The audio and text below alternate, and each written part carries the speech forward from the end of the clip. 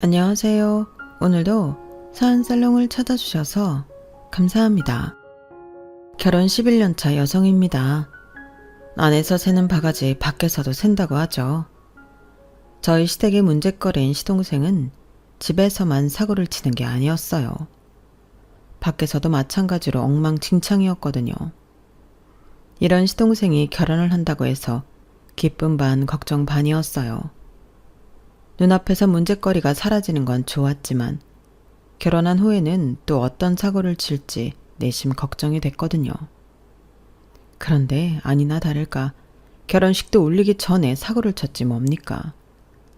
정말이지 내 친동생이었다면 두들겨 패서라도 버릇을 고쳐놨을 거예요. 집안 망신 그만 시키게 말이죠. 사람은 고쳐 쓰는 게 아니라고 하더니 어떻게 된 게 30이 넘어서도 그 모양인지 모르겠습니다. 형수가 돼서는 시동생 허물을 공개적으로 드러내는 게 그리 유쾌한 일은 아니지만 이 채널에서 사연을 듣는 여성분들이 앞으로 이런 남자는 절대 만나지 말라는 의미로 예방차 사연을 보냅니다. 남편과 제가 처음 만난 건 초등학생 때였지만 서로 대화를 나눠본 건 고등학교 1학년 때가 처음이었어요. 우리는 같은 동네에서 나고 자라서 초등학교, 중학교를 같이 나왔고 비록 고등학교는 달랐지만 같은 학원에서 다시 만나게 되었거든요. 남편은 전형적인 범생이 타입의 학생이었어요. 공부도 잘하고 책임감이 강해서 선생님들이 무척 예뻐하는 스타일이었죠. 저는 교실에 있어도 있는지 없는지 티도 안 나는 평범한 여학생이었고요. 특히나 남편은 제가 봐도 정말 잘생겼어요. 학창시절에는 어지간한 아이돌 멤버보다 더 눈에 띄는 외모였거든요. 그러니 여학생들이 얼마나 좋아했겠어요? 쉬는 시간이 되면 남편네 반 앞에는 여학생들이 늘 몰려 있었어요. 어떻게 남편이랑 눈이라도 한번 마주칠까 해서 할 일도 없이 교실 앞에서 서성대고 있었던 거죠. 당시에 저도 남편한테 관심이 있긴 했지만 그 많은 여학생들을 물리치고 남편을 차지할 자신이 없어서 늘 마음속으로만 남편을 바라보고 있었어요. 저는 얼굴이 예쁜 것도 아니고 공부를 잘하는 것도 아닌데다 그렇다고 체육이나 예능 계통에 소질이 있는 것도 아니어서 앞에 나선다 해도 눈에 띄지 않을 게 뻔했거든요. 그래서 지레 포기했던 거였죠. 그랬기 때문에 고등학생이 되어서 남편을 학원에서 다시 보게 됐을 때 얼마나 기뻤는지 몰라요. 고등학교에 진학하면서 학교가 달라졌기 때문에 그동안 남편과는 마주칠 일이 없었거든요. 그런데 이제는 매일같이 남편을 볼 수 있게 됐으니 완전 땡 잡은 기분이었죠. 덕분에 학원 수업을 단 한 번도 빼먹은 적이 없어요. 학교 수업보다 학원 수업을 더 열심히 들었던 것 같네요. 하지만 좋은 것만 있었던 건 아니에요. 학교 교실과는 달리 학원 교실의 정원은 기껏해야 15명 내외여서 사실 조금 걱정이 됐어요. 제가 공부에 소질이 없다는 걸 남편이 알아챌까봐 두려웠거든요. 그래서 난생 처음 코피를 쏟아가며 공부를 했어요. 남편만큼 잘할 수는 없겠지만 그래도 제 성적이 남편한테 알려졌을 때 창피하지 않을 정도는 되고 싶었거든요. 결과적으로는 그 덕분에 제 성적이 많이 올랐어요. 부모님께서는 제가 다니는 학원 선생님이 잘 가르쳐서 성적이 오른 거라고 생각하셨지만 실상은 아니었어요. 제 성적이 오른 결정적인 이유는 다름 아닌 남편이었거든요. 아니, 남편에게 창피당하기 싫어서 했던 스스로의 노력 덕분이라고 해야겠네요. 같은 학원을 다니긴 했지만 그렇다고 쉽게 말을 걸어볼 수는 없었어요. 공감대가 아무것도 없었으니까요. 더군다나 남편은 모든 학생들이 다 알 정도로 유명한 학생이었지만 저는 그렇지 않았잖아요. 분명히 남편이 저를 모를 거라고 생각했어요. 그래서 섣불리 말을 걸 생각도 하지 못했죠. 그런데 기회는 예기치 않은 순간에 찾아온다고 고등학교 1학년 중간고사를 앞둔 어느 날 남편이 먼저 제게 말을 걸어주었지 뭐예요. 중요한 얘기는 아니었고 화이트가 있냐는 물음이었어요. 볼펜으로 쓴 필기를 지우려고 했던가 봐요. 별거 아닌 그 말에 제 심장은 콩닥콩닥 뛰기 시작했고 얼굴은 서서히 빨개지더니 잠시 뒤에는 금방이라도 터져버릴 것처럼 벌겋게 달아올랐지 뭐예요. 그게 너무 창피해서 고개도 못 들고 화이트만 손으로 쭉 뻗어서 내밀었어요. 그랬더니 남편이 그러더라고요. 어디 아프니? 얼굴이 빨개졌는데 혹시 감기 걸린 거 아니야? 나한테 감기약 있는데 하나 줄까? 한방감기약이라서 졸리지도 않고 괜찮거든. 시험도 얼마 안 남았는데 컨디션 조절해야지. 그러더니 자기 가방 앞쪽에 있는 작은 주머니를 열어서 감기약 한 봉지를 꺼내주었어요. 그리고는 휑하니 밖으로 나가버리더라고요. 어찌나 빨리 나가버리던지 고맙다는 인사도 할 겨를이 없었어요. 그렇게 몇 분쯤 지났을까요? 남편이 손에 생수 한 병을 들고 들어오더라고요. 그리고는 제게 내밀었어요. 자, 이걸로 약 먹어. 순간 머릿속이 하얘지면서 아무 말도 생각이 안 나더라고요. 고맙다는 말을 해야겠는데 너무 얼떨떨하고 가슴이 설레서 어쩔 줄 몰랐지 뭐예요. 그동안 남편을 먼발치에서만 바라봤을 뿐 제대로 대화도 나눠보지 못했기 때문에 남편이 어떤 성격인지 몰랐거든요. 그런데 이렇게 스윗할 줄이야. 안 그래도 좋은데 더 푹 빠져버렸지 뭐예요. 그래서 어떻게 됐냐고요? 감기는 걸린 적도 없는 저였지만 남편이 그렇게까지 정성스레 건네준 약과 물을 그냥 두고만 있을 순 없어서 남편이 보는 앞에서 약을 먹어버렸어요. 다행히 별 탈은 없었지만요. 그리고 그 다음날 남편은 또 제게 말을 걸어 주었어요. 감기는 다 나았니? 애초에 감기에 걸린 적도 없던 저는 수줍게 고개를 끄덕이며 덕분에 나았다고 거짓말을 했어요. 왜 그런 말이 있잖아요. 처음 한 번이 어렵지 그 다음은 쉽다고요. 한 번 말을 터놔서 그런지 이후에는 남편과 대화하는 게 전처럼 그렇게 어렵지만은 않더라고요. 그러다 어느 순간부터 같이 편의점에 가서 라면을 사 먹기도 하고 집에 가는 길에 같이 걸어가기도 했어요.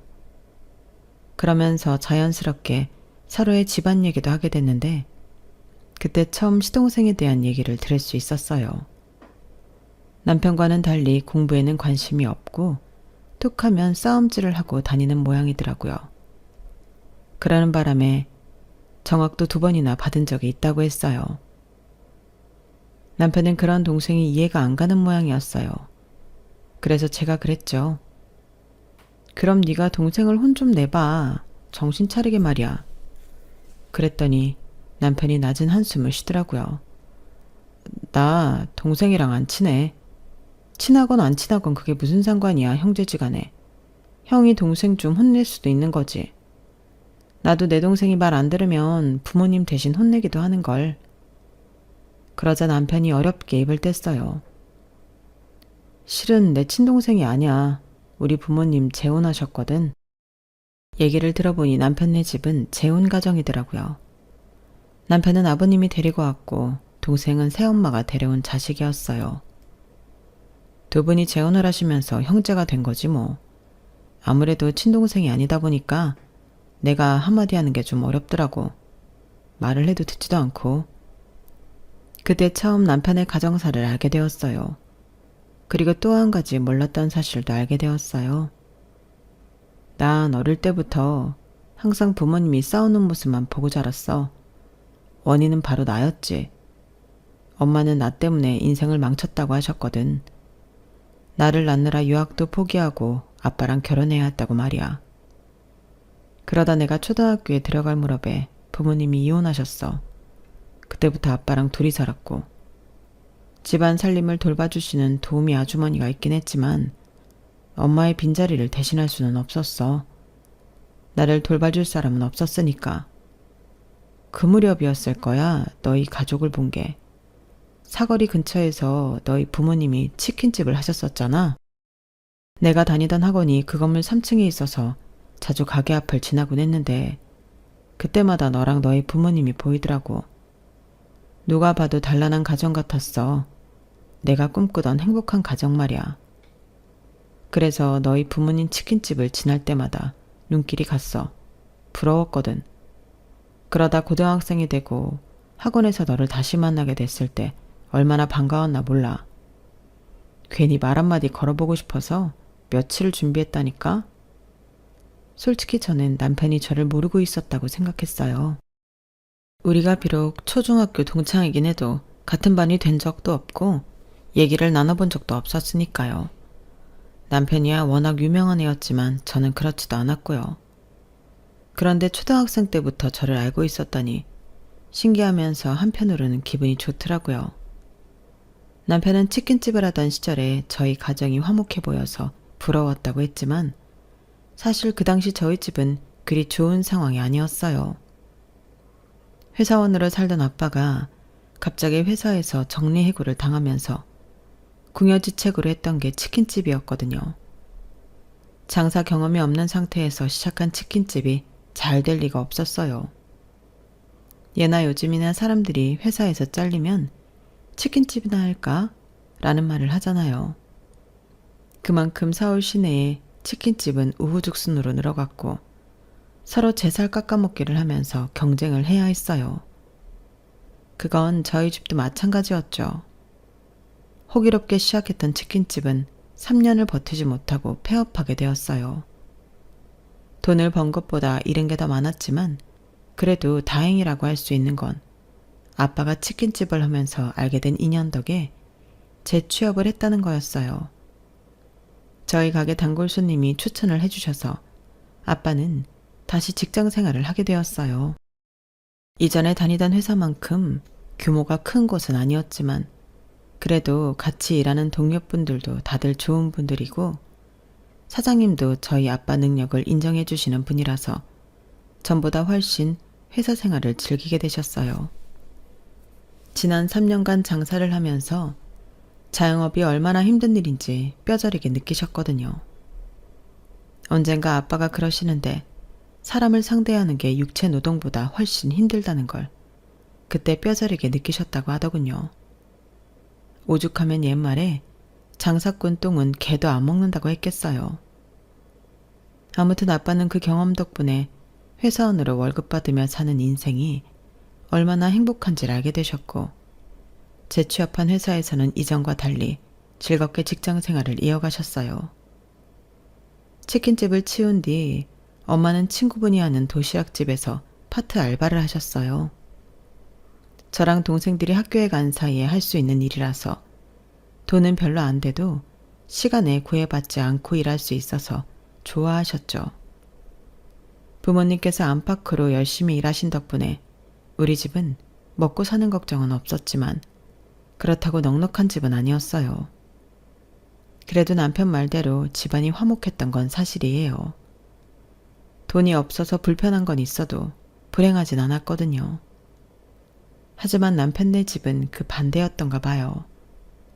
저희 아버님은 성형외과 의사시고 새 어머님은 영어학원 원장님이셔서 경제력은 상당히 좋은 편이었지만 가족들이 한 자리에서 앉아 식사하는 일이 없을 만큼 화목함이란 찾아볼 수 없었어요. 학교에서 부모 상담이 있을 때도 시부모님은 밑에 부하 직원을 시켜서 보내실 정도였어요. 애들은 내가 범생이라고 그러는데 나로서는 그럴 수밖에 없었어. 내가 사고를 쳐도 부모님은 학교에 와주시지 않았을 거고 사고뭉치를 눈밖에 던져놓듯 유학을 떠나라고 하셨을 테니까. 실제로 내 동생은 그런 이유로 중학생 시절부터 미국으로 보내졌어. 물론 거기서도 사고를 쳐서 결국 다시 한국으로 돌아오게 되었지만 말이야. 내가 사고를 치면 언제고 나도 밖으로 보내질 거야. 우리 부모님은 그런 분들이니까. 제가 보기에 남편은 부족함 없이 다 가진 사람 같았는데 그게 아니었더라고요. 누구에게나 결핍이 있는 것처럼 남편에겐 행복한 가정이 필요했어요. 따지고 보면 여러 가지로 극과 극인 남편과 제가 가까워진 것도 바로 남편의 이런 결핍 때문이었는지도 모르겠네요. 그런 게 아니었다면 남편이 저한테 먼저 말을 걸어줄 이유가 없었을 테니까요. 뭐 어쨌든 간에 서로 다른 환경에 끌려 인연이 된 우리 부부는 고등학교를 졸업하고 서로 각기 다른 대학에 진학하고도 여전히 절친으로 지낼 수 있었어요. 대외적으로는 남사친, 여사친이라고는 했지만 애초에 저는 남편을 이성으로 바라보고 있었기 때문에 그 이상의 관계가 되기를 내심 바랐어요. 말로는 남편한테 넌 여자친구도 안 사귀냐고 소개팅이라도 나가보라고 했지만 만약 남편이 제 말을 따랐다면 아주 전전긍긍했을 거예요. 성적이 달라서 남편과 같은 대학에 못 들어간 게 천추의 한처럼 느끼던 저였으니까요. 어떻게든 남편 곁에 붙어 있으려고 나름 발악을 했고 그러면서도 남편한테는 그런 마음을 들키지 않으려고 노력했어요. 그런데 제 딴엔 제 마음을 잘 감추고 있다고 생각했었는데 그게 남편 눈에는 다 보였던가 봐요. 남편이 군생활을 하던 무렵 제가 수시로 면회를 가곤 했었는데 그때 그런 말을 한 적이 있었어요. 한상준, 넌 면회 와줄 여자친구도 하나 없냐? 어떻게 된 게 나 말고는 면회 오는 사람이 없냐? 너 있는데 다른 사람이 뭐가 필요해? 그리고 다른 여자가 면회 오면 너 속상해할 거잖아. 남편의 대답에 전곡을 찔린 저는 아무 말도 못하고 굳어버렸어요. 너 나 좋아하잖아. 그래서 내 옆에 있는 거고. 야, 내가 언제 널 좋아한다고 그러냐? 난 그냥 그 나이 되도록 여자친구 하나 못 사귀는 네가 불쌍해서 같이 놀아주는 거라고. 고마운 줄이나 알아. 말은 그렇게 했지만 이미 남편이 내 속을 꿰뚫어보고 있다는 걸 알고 있었어요. 그래서 그 후로 한 달이나 면회를 안 갔더니 휴가 나온 남편이 직접 저를 찾아왔더라고요. 제가 다니는 학교로요. 군복 차림으로 강의실까지 찾아온 남편은 다짜고짜 제 손에 반지를 끼워주었어요. 제대하고 멋지게 프로포즈 하려고 했는데 조바심이 나서 안 되겠더라고. 그래서 일단 이거라도 걸어놔야겠어. 일종의 족쇄처럼. 웃기고 있네. 군발이 주제에 어디서 잘난 척이야. 말은 그렇게 했지만 속으로는 날아갈 것처럼 기뻤어요. 아주 어릴 때부터 멀리서 바라보며 속으로 사랑을 키워왔으니 왜 아니겠어요? 지금은 볼품없는 실반지지만 제대하면 아르바이트해서 좋은 반지로 바꿔줄게. 그래도 다혜 네가 오해할까봐 하는 말인데 너만 나 좋아했던 거 아니야. 나도 오래전부터 널 좋아했으니까. 그러니까 나 제대할 때까지 남자 근처에도 가지 마. 탈영병 발생하는 일 만들지 말고 내가 신겨준 고무신 신고 기다려달라고. 알았지?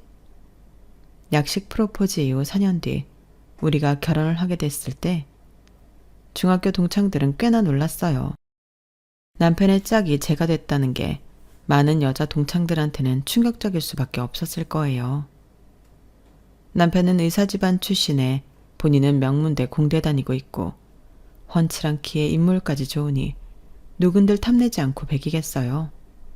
한마디로 그 시절 우리가 좋아했던 남학생을 존재감 1도 없던 여학생이 가로챘으니 충격 그 자체일 수밖에 없었어요. 그래서였을까요? 청첩장을 돌린 수보다 배나 많은 동창들이 결혼식에 와주었더라고요. 축하하는 의미는 아니었고 도대체 제가 어떤 능력으로 남편을 사로잡았는지 보자는 생각이었던 것 같아요. 하지만 아무리 눈을 씻고 봐도 동창들 눈에는 제 장점이 보이지 않았나 봐요. 신부 대기실까지 와서 저 들으라는 식으로 쑥덕거리더라고요. 혹시 혼전 임신 아닐까? 애를 빌미로 상준이 발목 잡은 거 아니야? 그렇지 않고선 어떻게 다혜 같은 애가 상준이랑 결혼을 해? 보니까 그동안 상준이 옆에서 끈질기게 붙어 있었던 모양이더라고. 여우 같은 게 옆에서 가스라이팅이라도 한 거 아닐까? 애초에 축하는 바라지도 않았지만 그래도 남의 집 잔치에 와서 이런 식으로 초를 치는 건 참기 힘들더라고요. 그래서 한마디 하려는데 저보다 남편이 먼저 반응을 하더라고요. 누가 그런 소리를 해? 우리 다혜가 혼전 임신했다고. 내가 허니문 베이비 만들려고 허벅지 찔러가며 지금껏 참아왔는데 임신이라니. 아, 그리고 여우같이 가스라이팅한 건 다혜가 아니라 나야. 내가 초등학생 때부터 우리 다혜를 많이 좋아했거든. 혹시라도 딴 놈이 채갈까봐 도망 못 가게 옆에 잡아놓느라 얼마나 힘들었는데 그딴 개소리냐고. 초대도 안 한 잔치에 불청객으로 왔으면 조용히 밥이나 먹고 가라. 허튼 소리 하다 피 보지 말고. 지금껏 남편을 봐오면서 이렇게 화를 내는 모습은 처음이었어요. 욕설한번 안 하는 범생인 줄 알았는데 화가 나니 입도 많이 걸어지는 게 남편의 새로운 모습을 보는 것 같았어요. 그런데 그게 싫지만은 않더라고요. 그날 남편의 살벌한 경고 덕분에 동창들 사이에선 저에 대한 시샘의 말들은 쏙 들어가고 말았거든요. 그날 그 일을 제외하곤 별탈 없이 결혼식이 진행됐어요. 다만 시동생이 결혼식에 참석하지 않았다는 게 조금 마음에 걸리긴 했지만요. 결혼식 전날 새 어머님께서 시동생의 불참에 대해 미리 언지를 주셨기 때문에 놀라지는 않았지만 그래도 서운한 마음은 어쩔 수 없더라고요. 동생 말이야.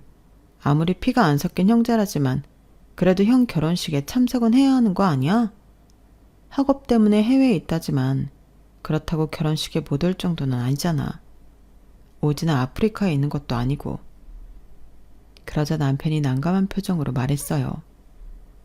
오지나 아프리카는 아니지만 못 올 상황이긴 해. 마음대로 나올 수 없는 곳에 있거든. 그게 어딘데?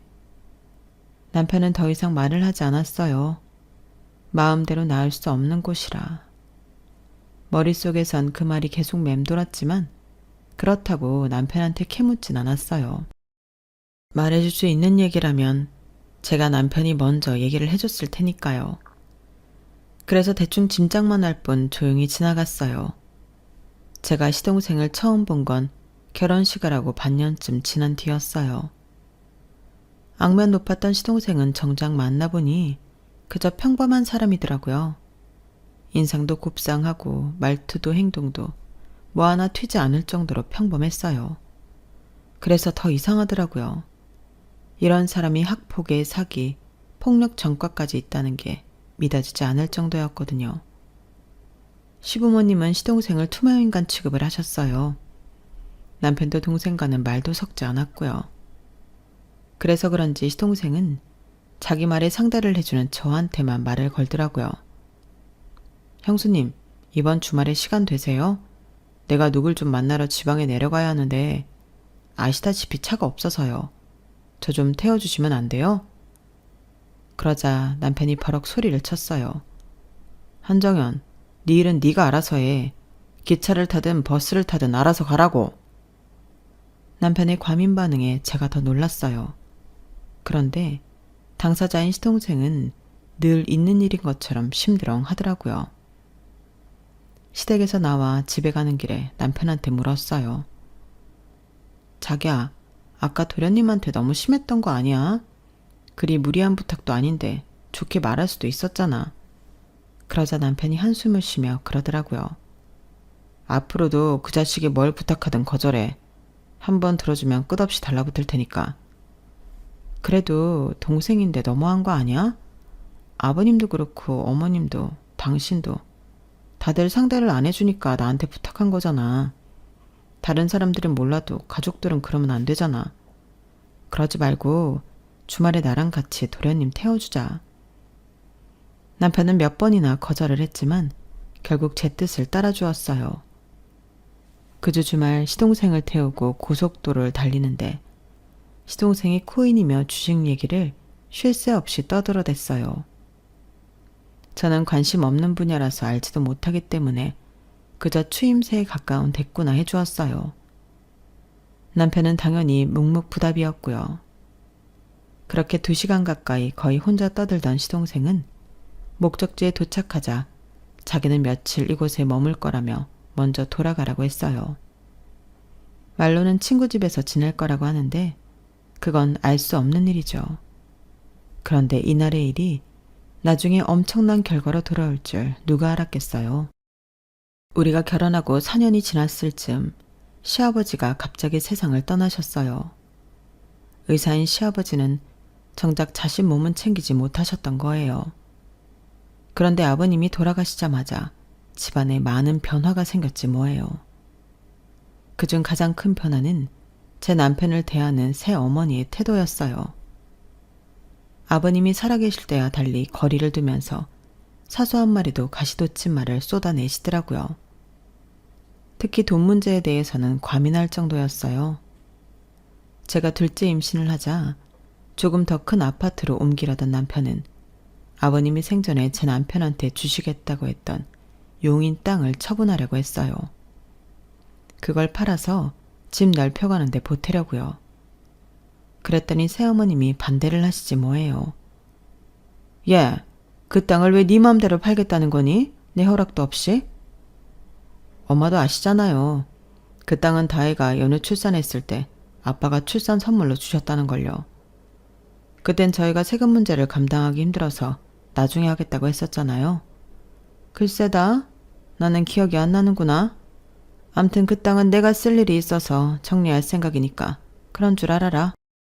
갑자기 말을 바꾸는 시어머니 통에 순간 화가 났어요. 그래서 저도 끼어들 수밖에 없었죠. 어머님, 저 출산하고 산후조리원에 있을 때 아버님이랑 어머님이 같이 오셔서 용인 땅 얘기하고 가셨잖아요. 그래놓고 기억 안 난다고 그러시면 어떡해요. 그러지 말고 저희가 팔게 해주세요. 글쎄 안 된대도.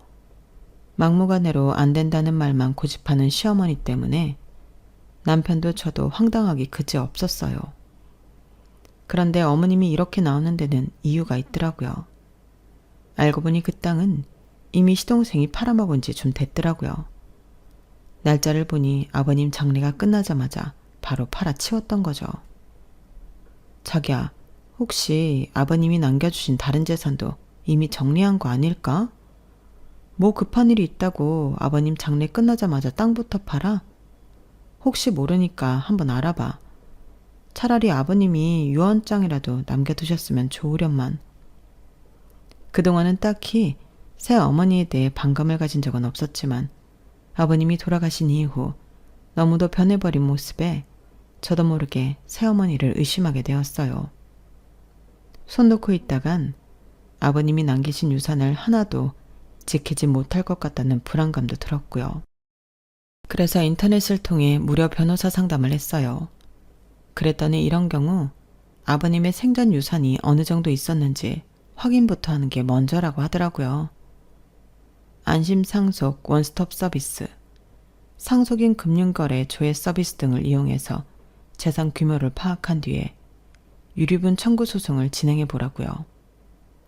그래서 아버님의 생전 재산을 알아봤는데 의외의 결과가 나오는 거예요.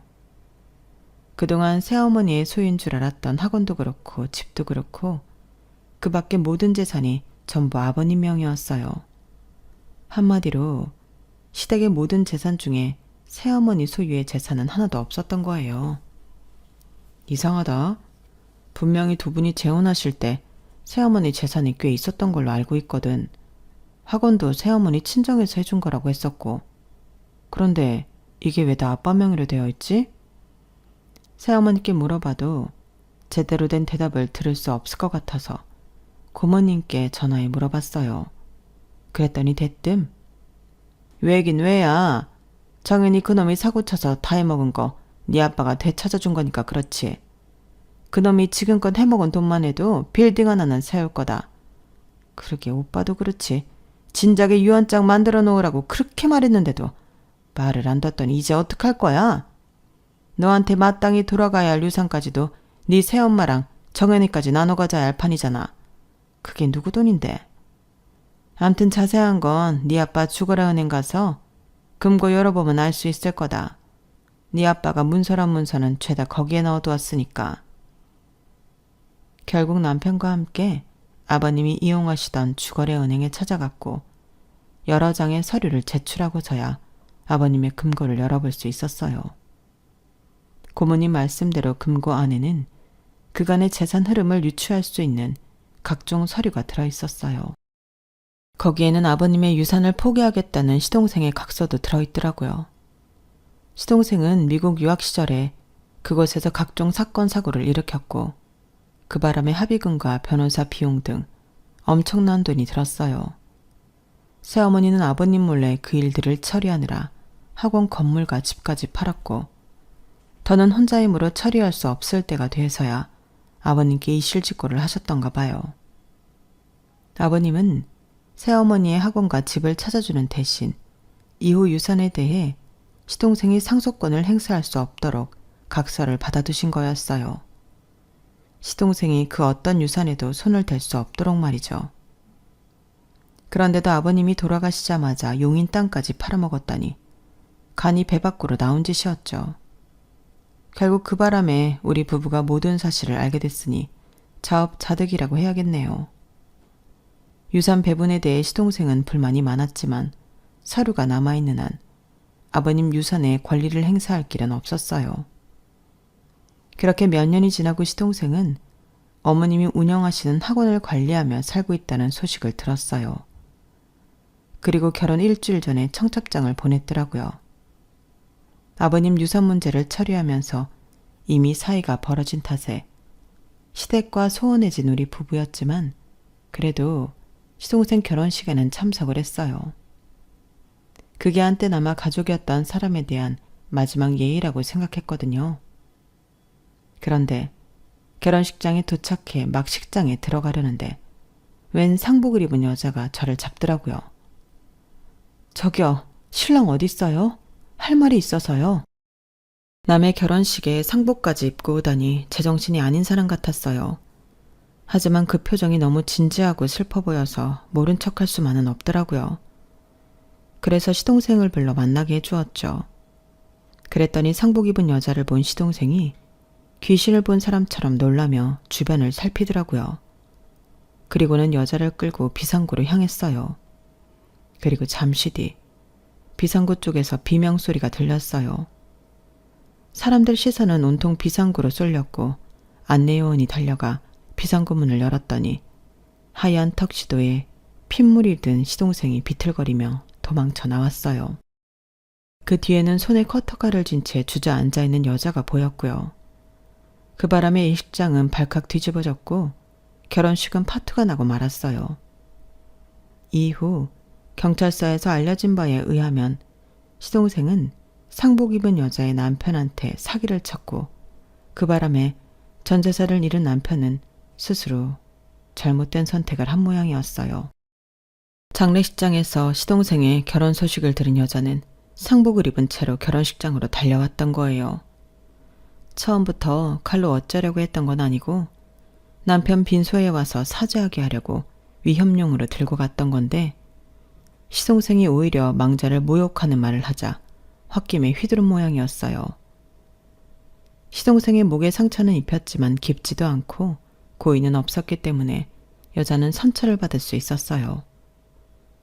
하지만 시동생의 결혼은 그대로 끝이 나버렸어요. 여자 쪽에서 이번 일로 인해 시동생의 전과 사실을 알게 됐거든요. 돈 많은 처가를 얻어 남의 돈 펑펑 쓰며 살 생각을 했던 시동생의 계획은 수포로 돌아갔어요.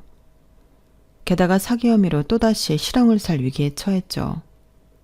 알고 보니 우리가 결혼을 하던 그때도 시동생은 사기죄로 실형을 살았더라고요.